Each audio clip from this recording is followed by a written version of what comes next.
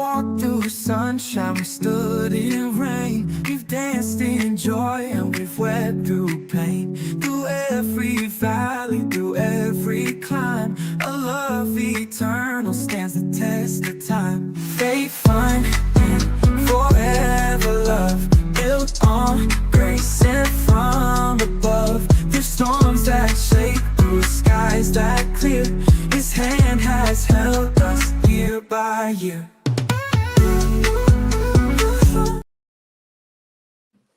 Hey, What's up, people? what's going on, y'all? We might be a tad bit early today, but it makes up for the times where we are a tad bit late.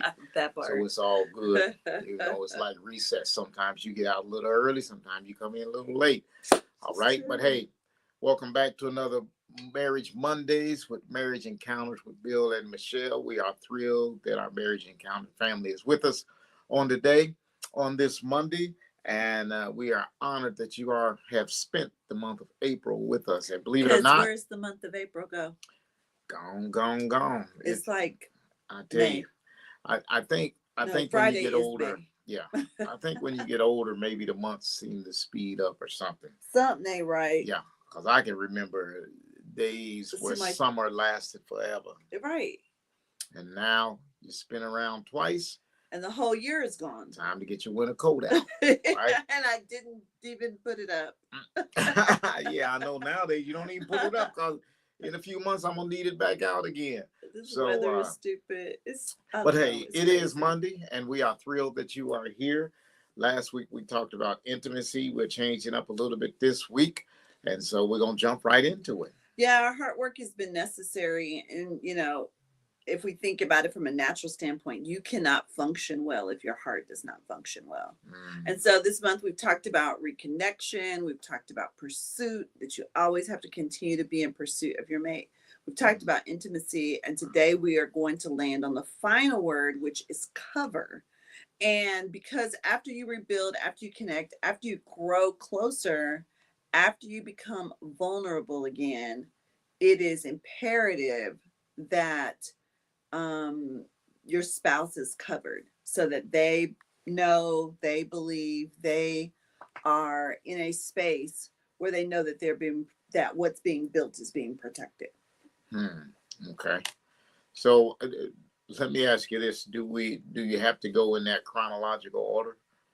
You talked about. No, that's just the way we built them. Okay. Yeah, that was just the way we built them. And so a lot of couples know how to start relationships. Some know how to survive relationships, but not enough know how to guard the relationship. And so when we're talking about covering, we're making sure that one, your spouse feels protected. One of the things that most women need is safety. And so how does your spouse feel safe? And we've talked about vulnerability and the fact that if a person chooses to be vulnerable, allows themselves to be vulnerable, then you got to make sure that there's some guards to cover that. That's interesting because you said that the women want to make sure that they feel protected, and I thought about safe. That safe, and I thought about what does a man actually need to feel, or desire to feel, or want to feel, as far as being covered. And quite frankly, I really don't have an answer for it right at the moment. But I'm sure that men need some kind of situation where they feel comfortable. Well, I could say it like this: I think most men want to feel respected. That's probably a good one, that they want to feel respected. And it really matters because anything that is valuable that is left uncovered becomes vulnerable. Anything that is valuable that is left uncovered becomes vulnerable. And if you leave a house exposed long enough to the elements, whether you don't paint it or don't caulk around the windows or whatever it is, eventually water's going to seep in and you're going to start to see the house begin to deteriorate. And that's the same with your relationships, the same with your happily ever after. If you don't maintenance it, it will start to deteriorate. If you leave a wound uncovered, infection gets in. Think about that. But we're not just talking about a wound to your physical flesh, if you leave a heart wound uncovered. You know what I'm saying? If you leave any wound, it could be mentally, it could be physically, be emotionally. If it's left uncovered, infection slips in, and infection is just an opportunist. Um, how can we say it? Just an opportunist. It'll get in wherever it can. True. And you don't even have to be looking for it. You don't have to invite it. You don't have to invite it. It'll get in wherever it can. So, right. So if you leave a marriage uncovered long enough, unnecessary damages can begin to get in and affect your marriage. It's just simple. So, I think God gives us stewardship over the things. Well, yeah, because we're the steward of what God has blessed us with, and that has to be not just your vehicle, your house, or your children. And that's and we think about stewardship sometimes in a church sense, like be a good steward. We only think about that from a church perspective, but stewardship or that protection is really. I won't even say the protection, stewardship. So that ideal of taking care of, cultivating, building, growing, weeding. We're at that time of year right now where we're thinking about gardening. Being a good steward or a good caretaker over that garden means that I got to go out there even when it's hot and put some water on it, get the weeds out, and spray some stuff around to make sure that it's not being infested. Right. So you have to take care of it. And I agree with you. We often look at stewardship from a church perspective, but at the end of the day, I mean, not only should we be good stewards of the physical things that God gives us, but we have to be good stewards of the relationships that He gives us, which means looking after, protecting. But then you also have to know how your spouse feels protected, because if you're trying to stewardship that person, or if you're trying to be a good steward, but it's not meeting that person's needs, then are you really being a good steward? Or do you need to take the time to evaluate what your spouse needs and then become the steward over that? Right? Yeah, that's a good point, because I think the thing is that when we think about time, talent, and treasure, sometimes what needs to be given is that time. Like, what does it look like to watch a movie? What does it look like to go in the garden? What does it look like to take a walk? So sometimes that time is what's needed. Sometimes the treasure is what's needed. Sometimes, it's that making sure that our finances are together and that our money is together and that the things that we need, whether that's, going on a vacation, or whether that's, hey, we got to do a staycation and we about to sleep in that tent out in the backyard, which is still, a good steward of what you have. But I think it's that time, talent, and treasure. So, and then how do the talent pieces, how do we make sure, gosh, I'm hot. How do we make sure menopause, it sucks. How do we make sure that we are doing all of the things that we need to do in order to make sure that our marriages are working? So, there's a talent piece in getting to know your spouse, getting to hear your spouse, having those good conversations so that both of y'all are on the same page of music.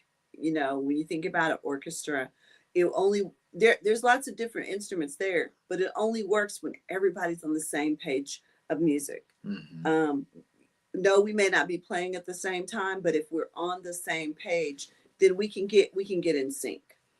And good conversations don't always feel good at the time, right? Good conversations don't always make you feel warm and fuzzy, but maybe good conversations are the right necessary conversations, the right conversations. Sometimes they can be kind of hot. Yeah, that you need to have. I mean, everything's not smiley all the time. Sometimes you need to have good, tough conversations so that you come to an understanding of how we're growing and what we need to do to grow even further. Because marriage, ladies and gentlemen, is not something that you can just throw on autopilot and sit back and let the years roll by, right? The years are going to roll by anyway. Right. Yeah, if as long as you living, Right. the years is going to roll by. But how they roll by is somewhat determined about how you work in your marriage and the work that you're willing to put in. So, have you stewarded it? Have you protected it? Do you nurture it? And do you watch over it? Are you truly the caretaker of this relationship? And I think that's both spouses' responsibility, not just one. We should be caretakers of our marriage relationship. We wearing gray again today. You I must know. be. I don't know what's going on. And you didn't even. Well, we didn't even. You weren't even at home when I was getting dressed. So, but you know, I mean, are you willing to watch over it and make sure that it is going or progressing in a way that's beneficial and helpful for both of you? Yeah, that's being a good steward. Yeah. And I think that sometimes people feel like that marriages fail, you know, and one big dramatic sort of thing that happens.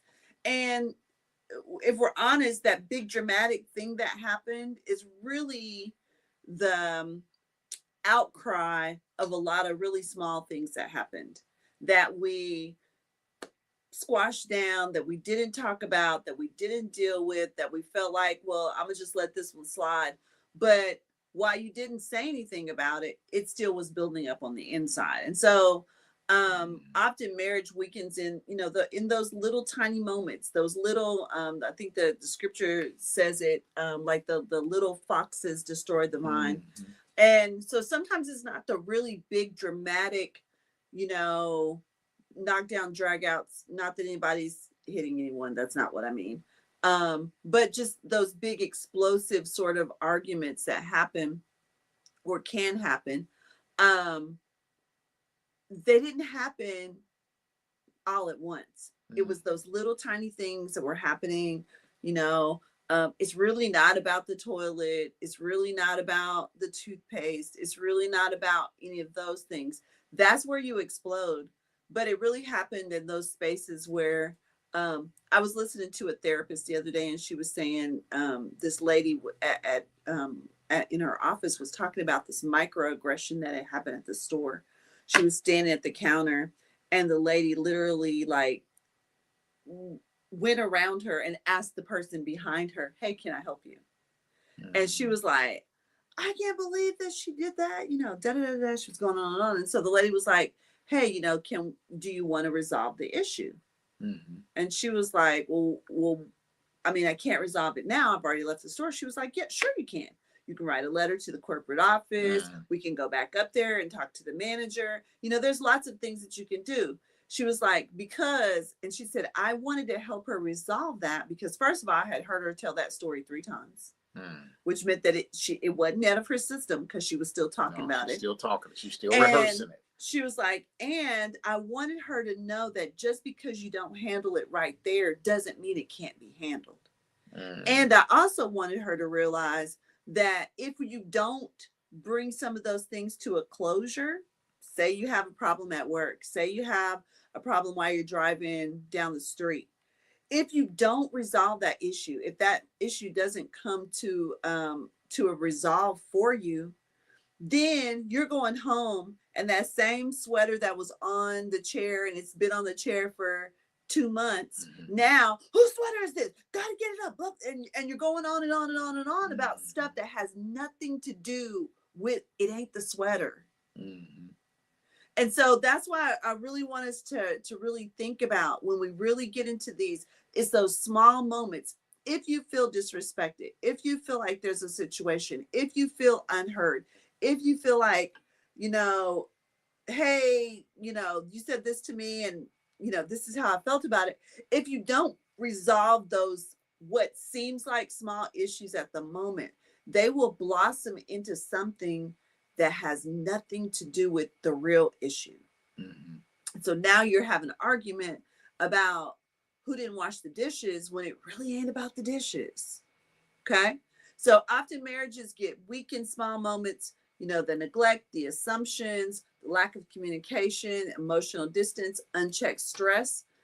Sometimes we are, we live in a microaggressive world right now. There's lots of things that are happening in social media, lots of things that are happening just in the government, in our finances. Just there's a lot of crap happening in the world. You can be stressed about those things and not really even realize how much all of the things that you are hearing is really building and sitting in your spirit.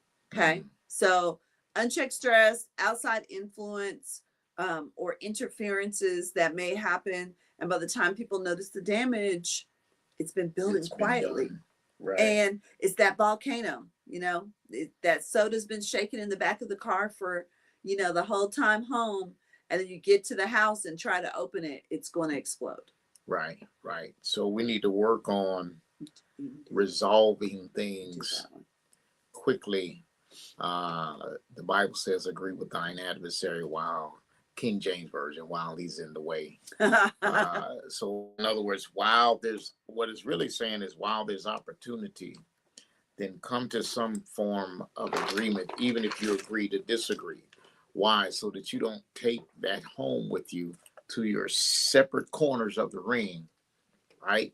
And get patched up and ready to go back in and battle. So we have to learn how to resolve things as quickly as possible, because the less time you give it to fester, the less time and chance it's going to grow and become something big.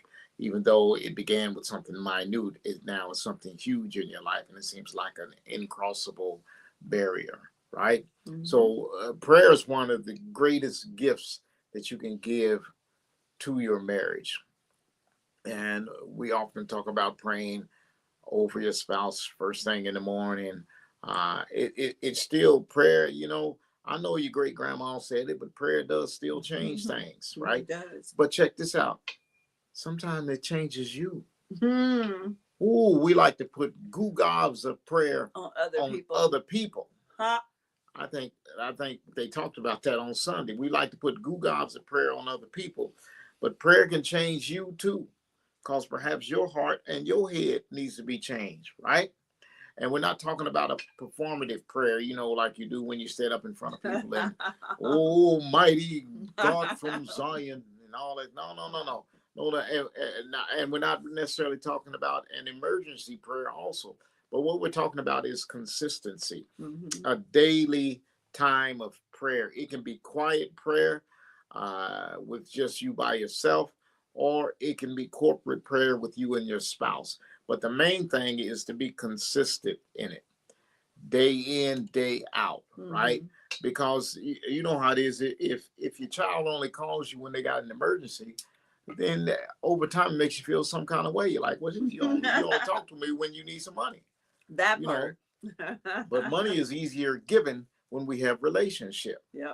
Right. So don't just talk to your Heavenly Father when you got a problem, but pray about yourself, pray about your spouse, and pray about you two collectively. Right.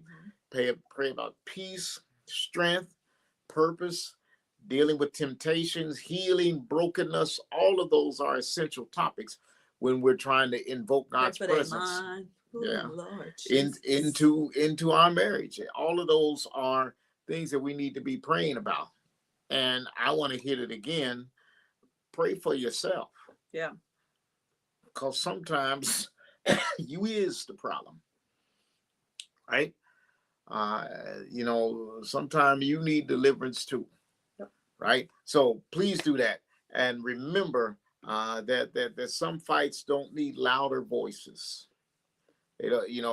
Whoever yells the loudest technically is not the winner, unless you in a cheerleading competition. Maybe if you're in a cheerleading competition, but even then, if you talk loud but your routines are sloppy, you still gonna lose, right? So just because you yell louder doesn't mean that you won the fight, right? But you have to dig deeper into prayer, and sometimes trying to solve a conversation what really needs to be handled spiritually. Yeah. So there's some components of your relationship that truly are spiritual. And there are places that you need to, like, hey, we're not gonna, I can't change you. At the end of the day, that's not what this is about. I can only change my behavior. I can only steward my behavior and how I feel and what I think. And so we have to be very conscientious of that. That when we're praying, when we're seeking God, that we're asking Him to soften our heart, to deal with our emotions, to deal with our maybe something that was said or something that was done triggered something that brought you way back to being a little kid. And it's not even something that you're even conscientious of it, but the tone or that particular phrase took you all the way back to when you were a little kid and somebody said that to you, and you, what, nobody gonna ever say that to me. Well, your spouse doesn't know that. Right. And so you've been teleported back to 19, whatever it was, because most of us would have been a 19 something. And they don't know the buttons that they've triggered. And so at that point, it really is about me praying of, God, deal with my heart. Deal with my mind, deal with my spirit, reveal to me what's going on with me. Why did that make me angry? Why did that set me off? I don't even know why. I don't even know why I'm mad about this. Help me, reveal it to me so that I can heal it. Right. And I can be delivered and I can be set free from that, because I don't want that to be a friction piece within our marriage. You can, we hear all the time of people that survived with some kind of small laceration or hole in their heart, right? And they survive, but their heart doesn't work as efficient, as it should. And so oftentimes when you might have a hole in your heart from something, as my wife said, that happened in childhood or happened in another relationship. In another relationship, or happened whenever, and it hasn't been healed, it's still a hole, right?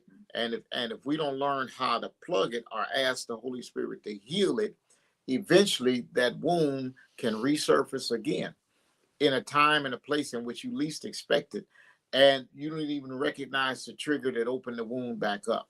But now you got a gusher happening, and now you need emergency care.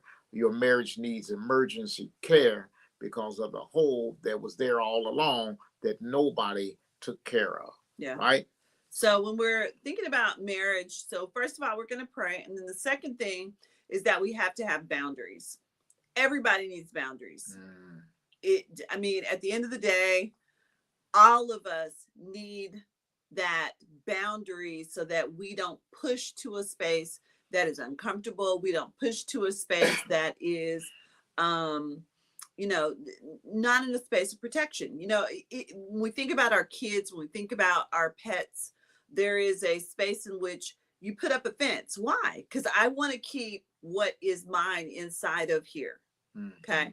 I put up my fence so my dog can stay in. I put up my fence so my kids can go out and play and they can stay in. They can have a place where they can move their balls around, and it's a safe space. That's what boundaries do. Boundaries create that safety for us, and they create that barrier so that other people know what the boundary is. That's the point of wearing those rings all the time. Why? Because don't come up here looking at me crazy. You already know. You saw I had on a wedding ring. Why are you talking to me? But most of the time, people are saying something to see how you respond. And so when we look at boundaries, who gets access to what's private? When we look at a boundary, okay, when we look at safe deposit box, who is the person that can go in there? Who has the keys to open this box? How much invades our family time? Social media attention and flirtation. Again, are you in somebody's inbox? You letting people in your inbox? Are you letting people, I'll be very honest. I don't, unless I absolutely, absolutely, absolutely know you, I don't accept friend requests from men. Mm-hmm. I don't know you. Why you want to be friends with me? You don't. Right. You don't know me. Right. So that's not going to happen on Facebook, on Instagram, on LinkedIn. You could be the president of who, what, do, I, diddy. I don't care. It's not going to happen unless I absolutely know you. Mm. And so we have to be careful about that. Toxic outside voices. Sometimes our friends, our family, they ain't the best people to be talking to. Right. Okay. Right. They own marriage number 4. For Right. what reason? There's a reason behind it. Okay. And it ain't always everybody else. Right. Okay. We would love to say, oh, well, you were the picker. Right. Right. Okay. So you is your own picker some broke? responsibility. Is your picker broke? Mm-hmm. Okay. Because at the end of the day, it takes 2 people to decide that there's going to be a marriage. Mm-hmm. And it can't always be the other person that was wrong if you've been married 3-4 times. Right. Okay. Right. Right. So right. disrespectful communication. Are you cussing at each other? Are you, did you set your boundaries or your rules of engagement for how you have those conversations and how you engage in heated conversations? And are you going beyond those rules of engagement? Mm. Are you saying Good things stuff. that you know are going to set the person off? Mm-hmm. Emotional attachment outside of your marriage. You cannot be attached to anyone that is not your spouse. Dangerous. Like you can't. There is no thing of a work husband, a work wife. That's some bull. That's some stupid stuff that somebody came up with, that somebody bought into. That all y'all need to be smacked in the mouth. Okay. We can't promote violence, but okay. Well then, how about tapped in the mouth? No, we Okay. can't promote violence. Okay. Well, but it needs to stop because stop the foolishness. Because that is a space and a vulnerability that allows something to happen, a seed to be planted, intimacy to happen in ways that was never designed for it to happen. Because you low key granting somebody access, even though they don't even know they have access. You're granting them access. You're opening just a smidget of the door. Oh, that's my, like you say, my work wife or my work husband. Or you're opening up the door, and silly things get silly people in trouble. Yeah. Don't say stupid. My wife doesn't accept friend requests from men. I don't accept them from men or women either. Neither one of them. Don't take friend requests. Hey, I have this. I'm just different. I'm funny style. But he was born in the 60s. I have friends that I know are my friends. Okay. And just because you know me on Facebook doesn't mean that we're really friends. And I value my friend relationships. So I hold them in high esteem, which means they are protected, and everybody's not granted that level of access. Yeah. You just not gonna know that much about me. Yeah. Because everybody doesn't need a front row seat to your relationship. Right. Some things need some distance. Right. Some people need limits. Some habits need to go. Some things that you've been doing.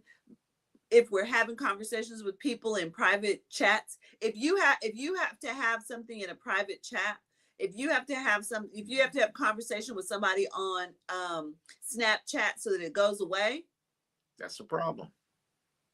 Boo. Let me tell you something. Let me add to that. Unless you planning your spouse's surprise birthday party, and when this person calls, you have to get up and go in the other room when you can hear just fine, that might be a problem. What's prompting you to say that this conversation my spouse doesn't need to hear? That's a little fox, ladies and gentlemen, right? But you ought to be able to sit there at the table. My hearing ain't the greatest, so my phone's on speaker all the time. I need to be able to hear. But if you have to leave the room, I'm gonna challenge you on what your motives behind having to leave the room. You need to really evaluate that and think about what's prompting you. Are you going to say something or hear something that you know would offend your spouse? And if that's the case, then that's probably not a conversation that you need to have with somebody else. It really is that simple. All right. Unity just doesn't mean agreeing about this everything. is point number 3. Yeah. We're gonna pray. We're going to have those boundaries, and then we're going to move into unity. Right. So unity doesn't mean that we agree on everything. It means protecting the relationship while we figure things out. Okay. Being in unity means protecting that relationship while we figure things out. Let me add something to that. Being in unity means that I don't take our internal conversation and share it with everybody externally, because now I got different voices hitting my head. All right. One of the easiest ways that couples become exposed is division. Not multiplication. That's how couples expand, but division. Right. Okay. And you can see it sometimes, right? When you stop acting like a team, when you stop believing in your team, the two of you make up this team, whatever your last name is, whether it's hyphenated or whatever, you make up team whatever. This is Team Fantastic. All right. We make up this team, right? So when you stop acting like a team and thinking like a team, when outsiders know more than your spouse, super dangerous. Oh my God, that's like kryptonite. Okay. Yeah. When pride keeps you both dug in the trenches, I'm not going to say I'm sorry. I'm not going to apologize. I'm not going to do this because my pride says that I deserve this win. That I deserve this victory. You had the last 3. I'm taking this one. All right. And when me becomes louder than we. Yeah. They both end in E, but and really the letters are just flip-flopped. Yeah. You know, but when the me becomes louder than the we, now you're stepping into being selfish. Right. So again, we don't have to agree about everything, but we should be unified in how we move forward. We might not, the way we go about getting to the ends to the means doesn't necessarily mean that we're going to do it the exact same way, but we're going to have a trajectory that leads us to the same space. All right, point number 4. Cover it during successful seasons. Yeah, stressful. Seasons. I think you said successful. I did. Cover it during stressful seasons. Anyone can look good in easy seasons, but real love is tested in pressure. Right. And so what happens when you are stressed? What happens when your marriage is stressed, when your money is stressed, when when things are not going that great, when maybe your kids are acting out? For those of you that have grandkids, maybe there's some stuff going on with them, but those are the things you need to worry about. We're at a place where we are really looking at our health. Are we doing the things that we need to be doing? Are we continuing? I was talking to the trainer yesterday, and he was talking about, making sure, and I did not realize this. He was talking about, like you got to make sure that your glutes stay strong, because he said, sometimes you see those little old people and they're shuffling around. He was like, that's because their glutes went out. He was like, so there's a part when you have to be making sure that you're getting that protein in your body. You're getting the good things that you need to make sure that your muscles are staying strong. Kids sometimes, depending on where you are in the season of life, your kids need a lot of attention at some points. We're at a point where our kids are grown and they're off living their best lives. So that's not the thing that we have to really do. But our careers may be heavy. There may be some things that are going on. There's some seasons in our businesses where, this season is really heavy and this season may not be so heavy. And so we have to be flexible and have the ability to be nimble in those times. We have to, realize that when I'm tired, when I'm stressed, when things are not going the way I think they should go, my emotions may be way higher. They may be, my patience may be a little thinner. And so we have to be really conscientious of that. And then we also have to look at, as we get older, so do our parents. And so as those parents age, as there are pieces of grief that happen in our life and pieces of loss that happen in our life, we have to figure out, what do we do with that? You know, what do we do with making sure that we're covering our spouse in those times when it's hard and when it's a little bit more stressful, giving them grace, speaking more gently, or asking, you know, hey, how can I help you? What can I do? Caring more in a certain season. My husband does an excellent job of making sure that the kitchen is cleaned up. I make sure that we got food and that there's something that you can eat. And so we do those things together. But and then sometimes there's times when I'm like, hey, you know what? Let me knock these dishes out right now while I'm standing here. So there are times when one spouse or the other may carry more or may feel more in a particular season. That doesn't mean that they're not valued. It just sometimes seasons are in balance, but even in those seasons, how do we protect each other? How do we cover each other? How do we pray for each other? How do we make sure that that we give those signals? Hey, you know what? I'm feeling a little stressed today. Hey, I don't really know what's going on, but I feel a little off. I feel a little, I'm a little snappy today. I already know that. So, if it comes across wrong, it ain't personal. Right. But just know that this is what's happening. And that's how our love will mature, our love will grow. We will be able to just to be there for each other.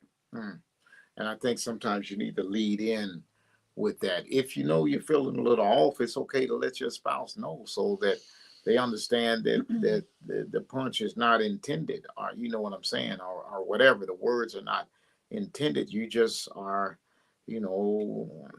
feeling snappy right now, or are irritated about something that happened. So we were watching that comedy show the other day, and the little kid was like, Dad, I'm feeling jittery. And so, sometimes we just need to say that, hey, you know what? My spirit is jittery today. Things are going on and I ain't right. Right. So what do you need to do? You need to greet each other warmly, right? Check in emotionally. How are you doing? How are you feeling? Laugh together. It's okay to tell your spouse, thank you for doing this. Thank you for washing the dishes. Thank you for cleaning up the kitchen. Thank you for doing whatever. Okay. This is a big one. Touching often, right? And this is another big one. Making time and being present. Not right now, but I'm gonna say that again. Touching often, making time, and being present. Yeah. Are critical, especially as you get older in life, because you begin to realize that life don't last forever. And that's no condemnation on anything. That's just reality, right? And so you want to create those moments that can transcend time, right? So small, consistent deposits create strong marriages, ladies and gentlemen. Here we go. Let's go. All right. So Ecclesiastes 4:12 says, though one may be overpowered, two can defend themselves. A cord of three strands is not quickly broken. The third strand is God. And when God is woven into the marriage, strength increases, not because life gets easier, but because you're not carrying it alone. All right. Love work. Right. Set aside time this week and ask each other these things. What has been stealing our peace lately? Where do we need stronger boundaries? How can I better protect your heart right now? What stress have you been carrying quietly? How can we pray together more consistently? And what one habit would strengthen our unity immediately? I can think of a couple. But anyway, Hey, then choose one action to work on this week. Yep.